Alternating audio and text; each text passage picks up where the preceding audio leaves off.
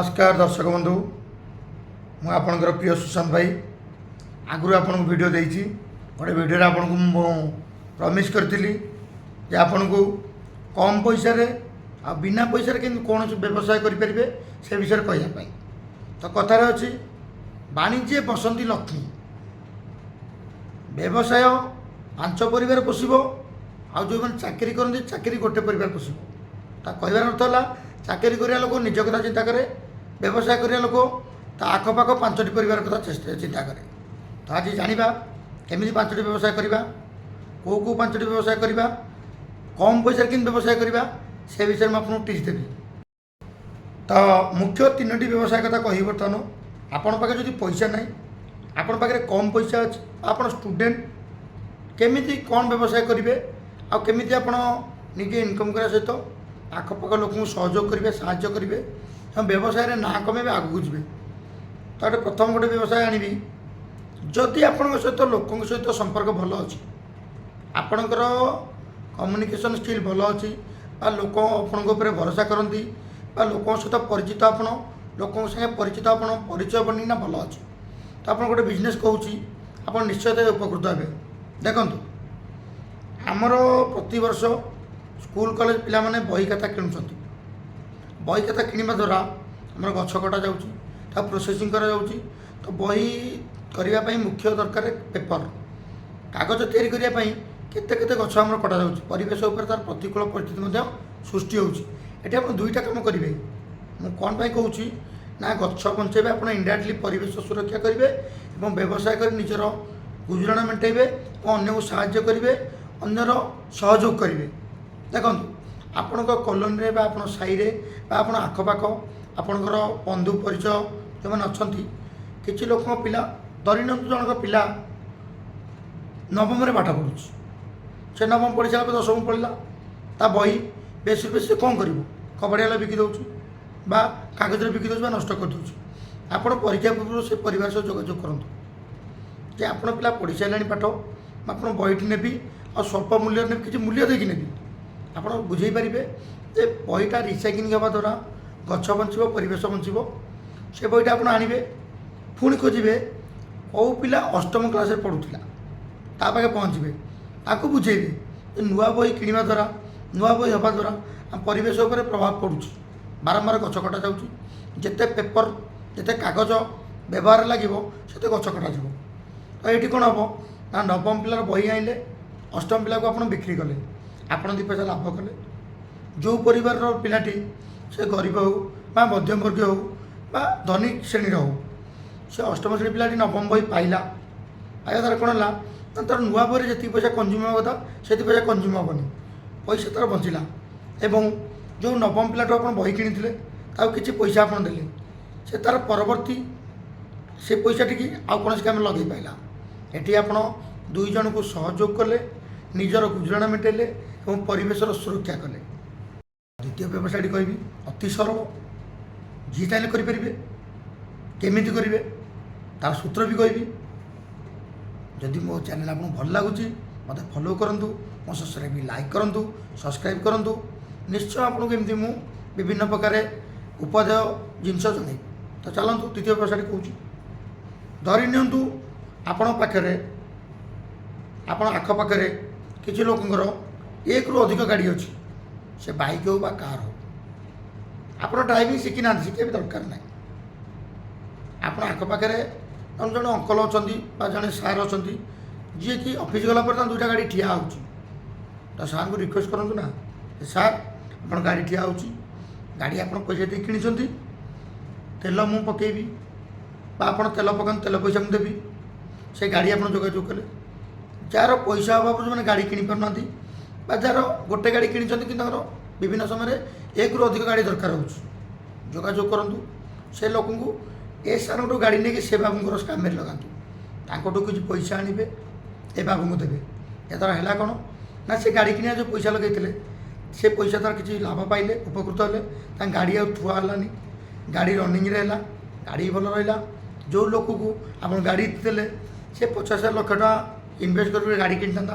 से इनवेस्ट कलानी गोटे गाड़ी पाइला ता काम में लगेला तार भी किसी उपकृत है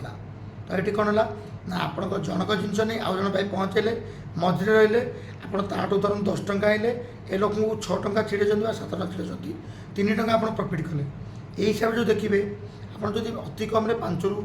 7 ବା 10ଟି ଗାଡ଼ି ଯୋଗାଯୋଗ କରି ଚଲେଇ ପାଇଲେ ଅତି କମ୍ରେ 20-30 ଟଙ୍କା ଆପଣ ଆରାମସେ ଇନକମ୍ କରିପାରିବେ। ତ ଆଉ ଗୋଟେ ବ୍ୟବସାୟ ଆପଣଙ୍କୁ କହୁଛି, ଆଉ ଗୋଟେ ବ୍ୟବସାୟ ଅତି ସରଳ, ସମସ୍ତେ କରିପାରିବେ, ଯିଏ ଚାହିଁବ କରିପାରିବ। କେମିତି କରିବେ ଚାଲନ୍ତୁ ଯିବା। କିନ୍ତୁ ମନେ ରଖିଥିବେ ଯଦି ମୋ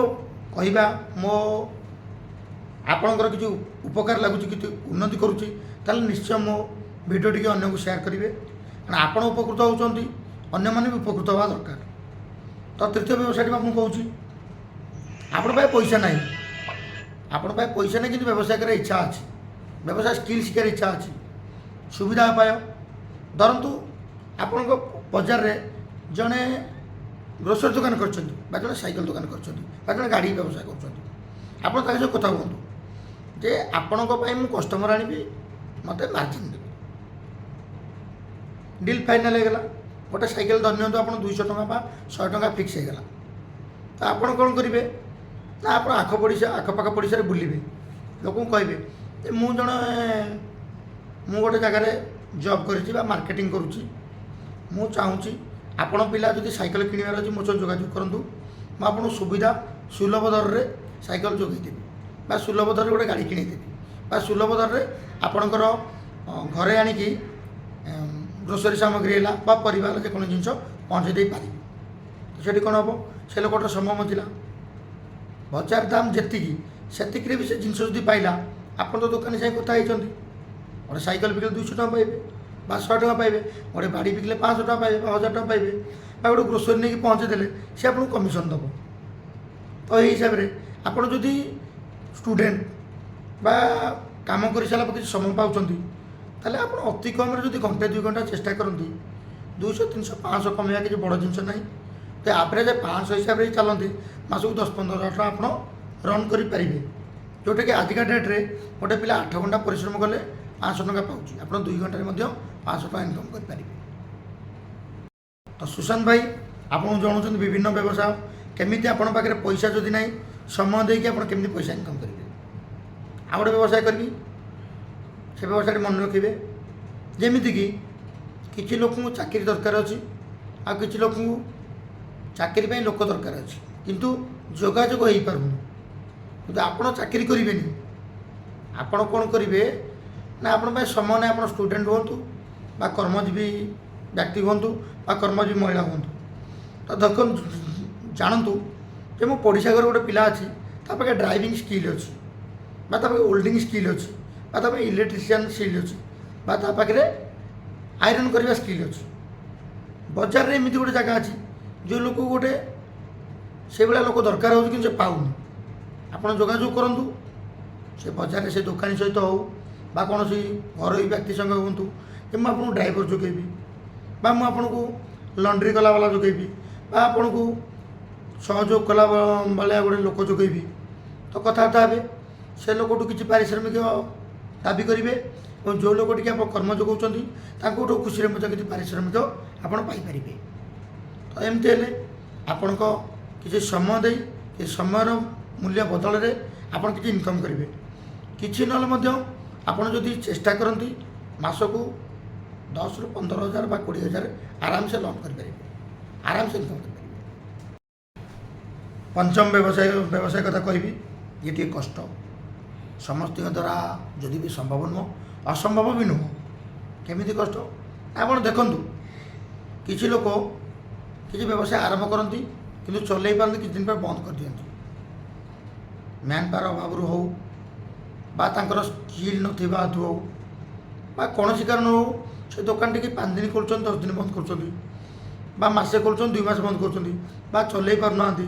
ବ୍ୟସ୍ତ ଅଛନ୍ତି, ଚଲେଇ ପାରୁନାହାନ୍ତି କିନ୍ତୁ ପଇସା ଇନଭେଷ୍ଟ କରିଦେଇଛନ୍ତି କିନ୍ତୁ ବନ୍ଦ ବି କରିପାରୁନାହାନ୍ତି। ତ ସେଇଭଳିଆ ଲୋକକୁ ଆପଣ ଖୋଜନ୍ତୁ। ଯେମିତିକି କିଛି ଲୋକ ଇଟାଭାଟି ଖୋଲିଛନ୍ତି, ଚଲେଇ ପାରୁନାହାନ୍ତି, କିଛି ଲୋକ ବାଲିଘାଟ ନିଲାମ ନେଇଛନ୍ତି, ଚଲେଇ ପାରୁନାହାନ୍ତି, କିଛି ଲୋକ କୌଣସି ବ୍ୟବସାୟ କରିଛନ୍ତି, ଦୋକାନ କରିଛନ୍ତି କିନ୍ତୁ ବ୍ୟସ୍ତତା ଭିତରୁ ଚଲେଇ ପାରୁନାହାନ୍ତି। ଯୋଗାଯୋଗ କରନ୍ତୁ, ତାଙ୍କୁ ବୁଝାନ୍ତୁ ଯେ ଆପଣ ପଇସା ଇନଭେଷ୍ଟ କରିଛନ୍ତି, ଭଲ ଜାଗା ବ୍ୟବସାୟ ହେଇପାରିବ, ତ ଆପଣ ତ କରିପାରୁନାହାନ୍ତି, ଆପଣ ସବୁ ପଇସା ଖର୍ଚ୍ଚ କରିଛନ୍ତି,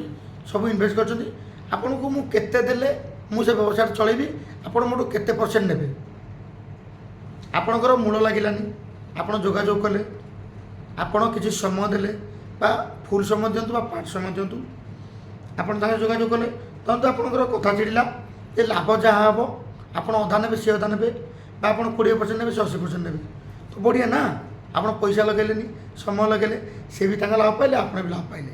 କେତେ ସୁନ୍ଦର ବ୍ୟବସାୟ, ଆପଣ କରିପାରିବେ, ଚେଷ୍ଟା କରନ୍ତୁ। ତ ଆଜି ଆପଣଙ୍କୁ କହିଲି ବିଭିନ୍ନ ବ୍ୟବସାୟ କେମିତି। ପଇସା ଯଦି ନାହିଁ, ଆପଣଙ୍କ ପାଖେ ଧନର ଅଭାବ କିନ୍ତୁ ମନ ଅଭାବ ନାହିଁ, ଆପଣ ଦୃଢ଼ ଇଚ୍ଛା ଶକ୍ତି ଅଛି ବ୍ୟବସାୟ କରିବା ପାଇଁ, ତ ଆପଣ ବ୍ୟବସାୟ କରିପାରିବେ, ସଫଳ ହୋଇପାରିବେ, ଆଉ ନିଶ୍ଚୟ ସଫଳ ହେବେ। ତ ମୁଁ ଆପଣଙ୍କ ପ୍ରିୟ ସୁଶାନ୍ତ ଭାଇ, ମୁଁ ଆପଣଙ୍କୁ ଏମିତି ବିଭିନ୍ନ ପ୍ରକାର କଥା ଜଣାଉଛି, ଜଣେଇବି, ଜଣାଉଥିବି। ମୋ ଚ୍ୟାନେଲଟିକୁ ସବସ୍କ୍ରାଇବ୍ କରନ୍ତୁ, ଏବଂ ଯଦି ଆପଣଙ୍କୁ ମୋ ଭିଡ଼ିଓ ଭଲ ଲାଗୁଛି, ଅନ୍ୟମାନେ କେମିତି ମୋ ଏଇ ଭିଡ଼ିଓ ଦେଖିବା ଦ୍ୱାରା ଲାଭବାନ ହୋଇପାରିବେ, ତାଙ୍କୁ ସେୟାର କରନ୍ତୁ। ଧନ୍ୟବାଦ, ନମସ୍କାର।